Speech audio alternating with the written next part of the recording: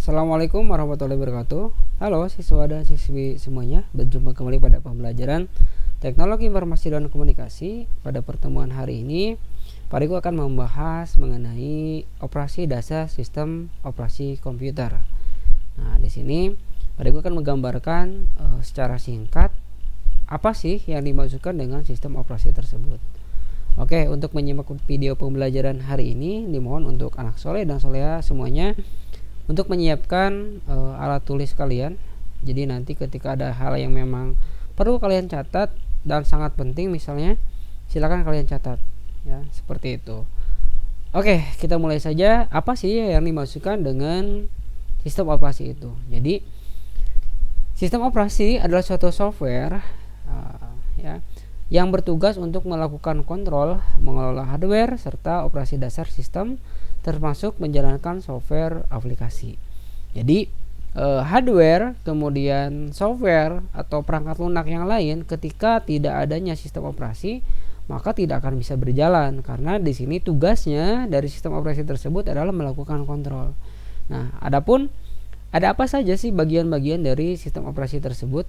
Nah, di sini sudah Pak Riko buatkan rangkumannya. Yang pertama itu ada mekanisme boot, yaitu meletakkan suatu kernel ke dalam memori. Nah, apa yang dimaksud dengan kernel itu? Kernel adalah suatu inti sistem operasi. Nah, ya, pahami dulu mekanisme boot itu meletakkan kernel ke dalam memori. Nah, kemudian kernel itu adalah sebuah inti sebuah sistem operasi. Nah, baik lagi tadi sistem operasi itu apa? Ya, sistem operasi itu adalah software yang berupa sistem. Contoh misalkan nanti akan Pak jelaskan Windows ya. Ada Windows 7, 8, 10 yang sekarang yang terbaru ya, seperti itu. Kemudian bagian lain dari sistem operasi ada yang disebut dengan command interpreter atau shell, bagian yang bertugas membaca input dan pengguna.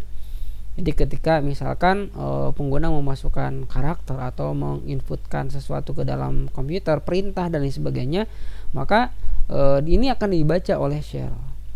Kemudian ada yang namanya library, ya seperti namanya, itu pustaka, menyediakan kumpulan fungsi dasar dan standar yang dapat dipanggil oleh aplikasi yang lain. Kemudian ada yang disebut dengan driver, komponen untuk berinteraksi antara hardware eksternal sekaligus untuk mengontrolnya. Nah, mungkin kalian pernah mendengar ya, ketika kita akan menginstal aplikasi atau menggunakan printer, maka kita membutuhkan driver dari si printer tersebut. Artinya komponen tersebut akan berinteraksi atau menghubungkan interaksi antara hardware eksternal sekaligus untuk mengontrolnya terhadap komputernya, seperti itu. Kita next dulu. Kemudian apa sih fungsi dari sistem operasi ini? Yang pertama itu mengelola sumber daya terkait dengan pengendalian perangkat lunak sistem atau aplikasi yang sedang dijalankan.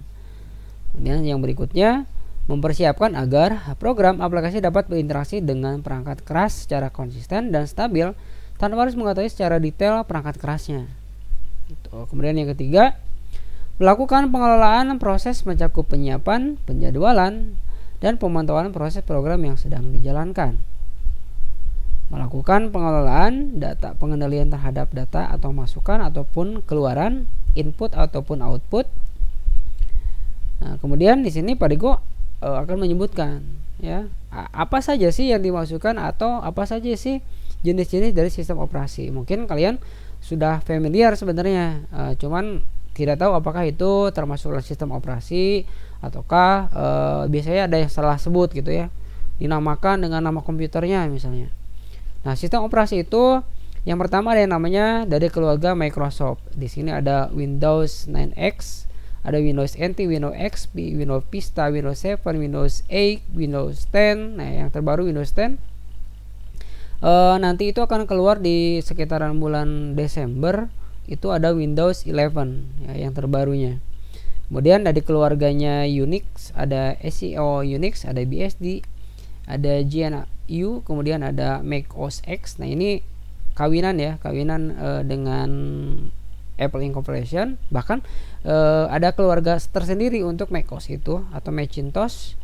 Nah, ini ya, ada macOS X 10.4 yang dulu, yang terbarunya ada macOS Mojave. Selanjutnya ada keluarga dari mainframe dan superkomputer yang mungkin nanti kalian akan mengenalnya lebih ke masa depan. Jadi di masa depan itu ada yang namanya superkomputer. Oke, kita next dulu.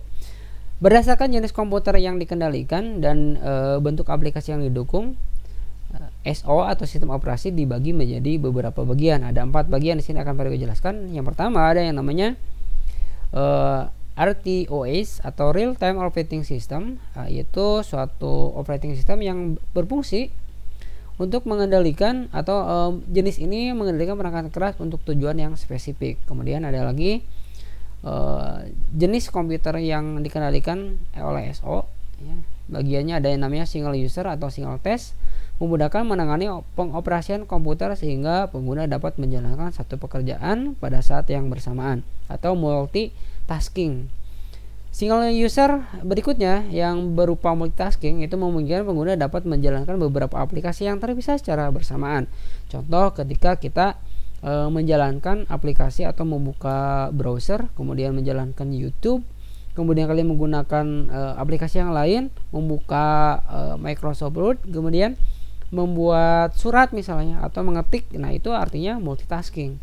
Kemudian ada juga yang disebut dengan multi user, memungkinkan lebih dari satu pengguna bersama-sama menggunakan sumber daya komputer secara simultan atau secara bersamaan.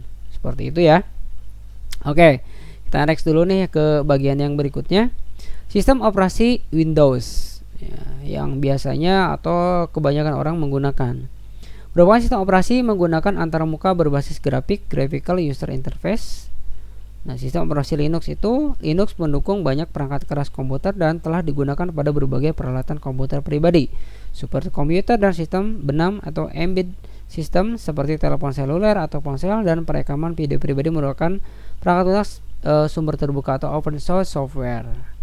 Kemudian ada yang namanya sebutan pada sistem operasi itu ada yang namanya multi programming atau metode penanganan sistem operasi. Yang pertama itu ada metode multiprogramming, metode yang memungkinkan 2 buah program atau lebih dijalankan secara serentak pada sebuah komputer dan berbagai sumber daya dalam waktu yang berlainan.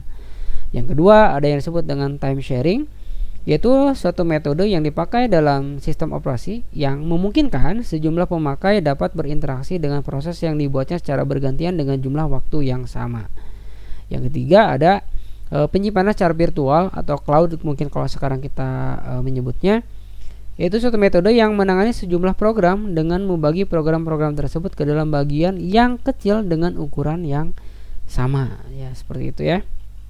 Ya, kita next dulu. Multitasking tadi metode yang memungkinkan seorang pemakai menjalankan sejumlah program dalam waktu yang sama. Kalau multiprocessing, metode dengan kemampuan sistem operasi yang menjalankan 2 atau lebih instruksi secara serentak dengan menggunakan sejumlah CPU dalam sebuah komputer. Jadi ada banyak macamnya ya untuk sistem operasi itu. Ada lagi yang disebut dengan pengelolaan file dan folder. Nah, manajemen file juga diartikan sebagai pengorganisasian file data dan file program. Mungkin kalian pernah mendengar ya bagaimana caranya menyimpan data. Ada folder di komputer berisi informasi alamat drive dan folder panel control dan setting printer. Folder my document itu berisi tentang informasi nama file data. Ada folder recycle bin di mana informasi yang telah kita buang atau kita hapus. Kemudian ada lagi namanya folder Internet Explorer atau Network Neighborhood, diperlukan bila komputer ingin terhubung dengan internet atau local area network. Oke, ini pengelolaan filenya kurang lebihnya seperti ini. Kemudian ada juga penggunaannya untuk melacak satu file dengan cara mengklik start, kemudian kita search, kemudian pada file atau folder yang akan kita cari. Bisa juga untuk menyalin suatu file dengan cara copy paste, memindahkan file dengan cara cut atau paste, menghapus file dengan cara ya memilih file tersebut kemudian kita biasanya hapus. Oke. Ya, mungkin kurang lebihnya untuk sistem operasi seperti itu dulu ya. Jadi nanti akan Pak lebih bahas lebih lanjut bagaimana sistem operasi pada sebuah Windows, pada macOS, pada Linux dan lain sebagainya. Nah, mungkin sedikit akan Pak tambahkan. Sistem operasi itu tidak hanya di sebuah komputer saja. Kalian pengguna HP, ya, handphone itu juga menggunakan sistem operasi. Di mana contohnya ya, kita kenal HP Android. Nah, Android itu adalah sebuah sistem operasi. Android jenisnya ada banyak. ya kan, sampai yang terbaru. Ada yang mungkin pernah denger ya, ada Lollipop ya, ada Marshmallow dan lain sebagainya. Kemudian kalau misalkan iOS itu ada yang kalau sekarang ya berarti udah ke seri 14 sekian titik sekian lah, seperti itu. Oke, demikian yang dapat Pak Rigo sampaikan. Silakan nanti kalian ulang-ulang terus sampai paham, sampai kalian mengerti. Mudah-mudahan tidak ada kendala. Mudah-mudahan kalian bisa memahaminya dengan lebih baik.